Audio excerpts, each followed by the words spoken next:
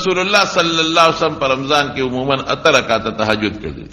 تهجد اخر شپه کې کېږي 8 رکعات تهجد یې کړي دي رسول الله مبارک. نو دوم کول شي، څلورم کول شي، شپږم کول شي. عائشه بیبي فرمایي چې رسول الله مبارک کړي دي او 8 رکعات تهجد کوي او خپ قلار او په تهجد کې بدا فائدې چې دغه وخت رب العالمین په یو خاص کیفیت او په یو خاص حقیقت باندې اعلان کوي. او سوي سوکشتا من یسألونی چې مانا اغواړي چې زه ورکم، سوکشتا چې مانا بخنه اغواړي او زه وبخم. واه واه الله په خپل आवाज کوي. سوکشتا چې بخنه اغواړي زه وبخم، څوک رزق غوښتون کې شته چې روزي ولا ورکم. ورته خلک وي روزي می تنګه ده، روزي می تنګه ده، روزي می تنګه ده. نو د رسول الله مبارک په خبر عمل ولې نه کوي چې روزي تنګه ده؟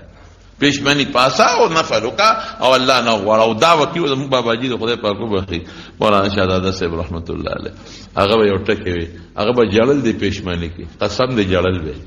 هغه جړاګانې ما ته یاد دي اوسمه چې پیشمنی به پاسه نو خدای ته په جړا او جړل به او ذابه تعاظمني ذنبي فلما قرنته بعفوك كان عفوك اعظما.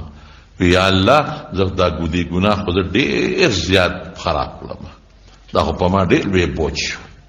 خو الله چې د خپله ګناه مې ستا مغفرت سره مخامخ کړه چې زما ګناه ډېره ده که د خدای مغفرت ډېر دی، نو الله زما د ګناه نه ستا بخښنه بیا ډېره زیاته ده. او بیا بیا څه وی یا الله مونږ تا ته نه دي ویلې چې دا آواز وکړه، دا ستا پیغمبر مبارک فرمایي چې الله په خپل آواز کوي. مونږ خو تا ته نه دي ویلې، ته په خپله وایې چې ما نه بخښنه وغواړه چې وبخم، نو زه درنه غواړم مې بخښه که مونږ خو نه دی ویلي چې ته وایې چې سوال وکړه. الله تا ویلي دي چې ما نه سوال وکړه چې درکړم، نو زه سوال کوم که نه راکړه اوس که. او الله مونږ خو نه دی ویلې چې رزق مونږ خدا نه دا سوال نه دی کړی چې ته داسې ووایه، تا په خپله ویلي چې څوک روزي غواړي نو ولا ورکومه. نو الله روزي م غواړم ماله روزي راکړي. پېشمني پاسه تهجد وتا قبر دې سره ختمېږي، د کې عجزي پیدا کیږي. دغه وخت داسې وخت دی چې د ریا نه لرې دی، څوک به درنه نه خبر او ته به د رب العالمین عبادت وکړې. دا د خوب د خوند د خوب ټیم دی، او چې ته د خوب د خوند دا ټیم الله له ورکړي. الله څه وایي؟ اوهو لذت النوم، د خوب خوند یې پرېښود او ما ته مخامخ ودرېده، دا د ما سره جوړ ډېره مینه ده. نو الله به در د هر څه قبول کړي انشاءالله العزیز. نو تهجد او تراویح دا کوئ. صحابه کرام به څنګه کولې؟ یو ځل رسول الله صلی الله علیه وسلم په اعتکاف کې نو روت بار د اعتکاف د غزا نه، نو چې روت صحابه په جمعات کې نو وته د جمع تهجد یې وته په جمع وکړل. دې ته مینا وایي. ته وایې دا څوک نو درېږي.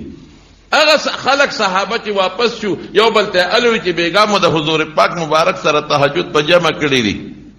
هغوی نو خو تاسو دا کړي دي ورګې مونږ به مځو. نو په بله شپه نور هم راغلل، نو رسول الله مبارک ورته راووته، نو تهجد یې ورته په جمع وکړه. نو هغوی چې خواره شو نو هغوی دا بیا خلکو ته وایي چې مونږ خو حضور پاک مبارک سره تهجد په جمع کړی دي. نو په بله شپه جومات د خلکو ډک شو. دې ته شوق وایي. او هور نبی علیہ السلام سره تاسو تهجد په جمع کړی دي، ورګې مونږ هم کوو، جومات مکمل ډک. نو په بله شپه رسول الله مبارک راونوته، سحر راووته.